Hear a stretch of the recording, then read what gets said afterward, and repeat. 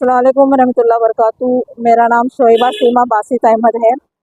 मैं एक ग्रुप से रिलेटेड बात कर रही हूँ। अभी इस्लामिक ग्रुप है हमारा, Sabina ma'am, Sabina Anas Qureshi, she is from Bombay. तो ये हमारा ग्रुप का नाम है हिफाजत नस्ल। मैं हैदराबाद के ग्रुप की मैं एडमिन हूँ। तो हमारे ग्रुप में एक कंप्लेन आई है हमारे पास कि एक बंदा है, कोई सुनने में आ रहा है कि तो वो दिल्ली का है, तो वो हुजूर सल्लल्लाहु अलैहि वसल्लम के खिलाफ और आयशा रज़ी अल्लाह अन्हा के खिलाफ बहुत बुरे बात बोला, जो हम बयान नहीं कर सकते बिल्कुल, और बर्दाश्त भी नहीं कर सकते। तो हम यहाँ पे साइबर काफ़े आए थे, कैफ़े साइबर क्राइम आए थे, हम कंप्लेन करें। इंशाल्लाह वो लोग बोले कि हम एक्शन लेंगे, एफआईआर कर दीजिए आप। तो ये है उसका डिटेल्स पूरा 4-5 पेज का है वो। उसकी चैटिंग, वाहियात, गंदी से गंदी बात, जितनी भी गंदी बात बोल सकता है वो बोला है वो। तो हम बर्दाश्त नहीं करें, ये मेरे ग्रुप के बच्चे हैं, हम आए, हम बहुत अपील करें ग्रुप में भी कि आइए, जो भी मुसलमान है आइए, पर सबको अपने अपने काम है और ये भी नहीं बोल सकते कि ईमान की बात है, सब अपने अपने मसरूफियात में हैं। 2 केसेस है ये, हम 2 केसेस का हम यहाँ पे एफआईआर करें, तो इंशाल्लाह उम्मीद है कि उसके खिलाफ कोई ना कोई एक्शन लेंगे। वो कुछ हदीस कोट करा है, हदीस के बारे में ये बताएंगे आपको। कौन सी हदीस है वो? उनकी हदीस है कि हुजूर सल्लल्लाहु अलैहि वसल्लम एक कुएं में कुछ गंदगी थी, हाँ, कुछ गंदगी थी, तो उनका कहना है, वो बच्चे का कहना है कि तुम्हारे हुजूर गू के पानी से वजू बनाए, नौज़ बिल्ला। और आयशा रज़ी अल्लाह अन्हा के खिलाफ तो इतनी बुरी बात बोले कि मैं बयान भी नहीं कर सकती, मैं ज़बान पे भी नहीं ला सकती। तो ये बिल्कुल बर्दाश्त नहीं होगा। हम बोलते हैं उनके रिलीजियस के बारे में कुछ, हमारे ऊपर इतना हो रहा है, हम सब मुंह बंद करके बैठे हुए हैं। तो इसका मतलब ये नहीं हमको चैलेंज कर रहे, रिलीजियस के बारे में किसी को हक नहीं है किसी के रिलीजियस के बारे में बोलने का। व्हाट्सएप पे चैटिंग करा, वो ग्रुप के हमारे कोई बच्चे से चैटिंग करा। नहीं नहीं नहीं, वो जहाँ पर भी उसको टोपी वाला दाढ़ी वाला दिखा, उसको कैच करता है, वो उससे दोस्ती करता है और शुरू होता है। और मैं कॉल करी, वो बंदे का नंबर आया था मेरे पास, तो मैं कॉल करी तो मेरे को भी नंगे नंगे गालियाँ दिया उन्हें। तो हाँ, पूरे पूरे सबूत है हमारे पास। इंशाल्लाह अगर ज़रूरत पड़ी तो हम दिल्ली भी जाएंगे इंशाल्लाह। जी, जज़ाकल्लाह।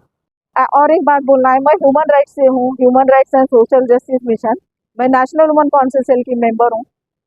अभी उमूमन ये देखा गया है कि मुसलमानों पे बहुत अत्याचार हो रहे, इनकी मनमानी चल रही है, इनका गुंडाराज चल रहा है। ये जो करेंगे वही सही। अगर हम उनके खिलाफ कंप्लेन भी करने गए तो हमारे ऊपर उल्टी कंप्लेन होती है, हमारे बच्चियों को भगा रहे, हमारे बच्चियों के ऊपर गलत गलत हरकत करके उनको फंसा रहे, उनको भगा रहे। अगर हम उनके खिलाफ कंप्लेन करने गए तो हमको खामोश बिठाया जाता है कि नहीं, आप खामोश बैठो। तो ये कहाँ का इंसाफ है? कब तक खामोश बैठेंगे हम? हाँ, कब तक खामोश बैठेंगे? जवाब दो मेरे को, कब तक खामोश बैठेंगे? बहू बेटियों को, हमारी बहू बेटियां सेफ नहीं है, हम सेफ नहीं है। अब रिलीजियस के ऊपर आए, हुजूर सल्लल्लाहु अलैहि वसल्लम के खिलाफ बोले, ये रिलीजियस सबका है, हम ये 4-5 जनों का नहीं है, सबका है। तो अपने ईमान को जगाओ, आओ बाहर निकलो और इसका तगड़ा मुकाबला करो। मेरी एक ही रिक्वेस्ट है आप सबसे कि अपने ईमान को जगाओ। बस मैं, मेरा घर, मेरी जिंदगी ये नहीं है। इस्लाम क्या है वो देखो, इस्लाम क्या सिखाता है वो देखो। मैं बड़े लोगों से भी अपील कर रही हूँ, जो रिलीजियस लोग हैं, जो उलमाए हैं, उनको भी बोल रही हूँ कि आप भी उतरो, आप भी पूछो सवाल इस चीज़ के लिए। अस्सलाम वालेकुम रहमतुल्लाहि व बरकातुहू।